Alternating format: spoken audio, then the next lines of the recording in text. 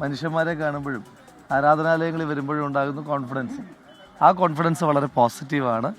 വളരെ ശുഭകരമായ റിസൾട്ട് ഉണ്ടാകും. എതിരാളികളും വലിയ കണക്കൊക്കെയാണ് അവർക്ക് അനുകൂലമായി പറയുന്നത്. ആയിക്കോട്ടെ. ചെറുതിലേക്ക് എത്തിയില്ലേ, വലുതിൽ നിന്നൊക്കെ താഴെ എത്തിയില്ലേ. അപ്പം കൗണ്ടിങ് തുടങ്ങുന്നവരെ അതൊക്കെ തന്നെ ഇരിക്കട്ടെ, എല്ലാവരും പ്രതീക്ഷിക്കട്ടെ. പക്ഷെ അന്തിമ വിജയം അത് മതേതരത്വത്തിൻ്റെതാകും. അതുവരെ പ്രതീക്ഷിക്കാനുള്ള അവകാശം എല്ലാ ആളുകൾക്കും ഉണ്ട്.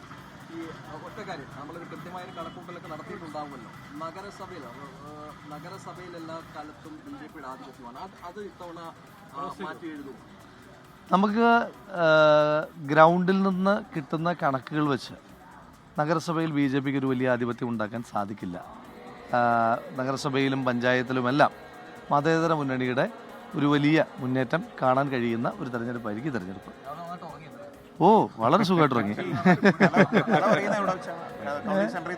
അത് തീരുമാനിച്ചിട്ടില്ല.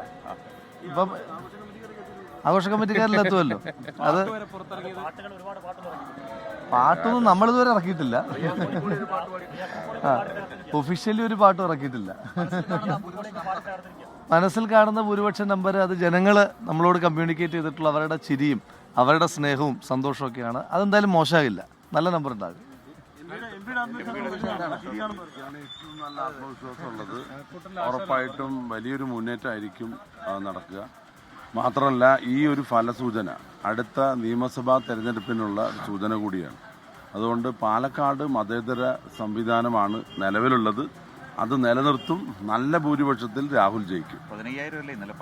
12,000 മീതെ 15,000 വരെ എത്താൻ എല്ലാ സാധ്യതകളുണ്ട്.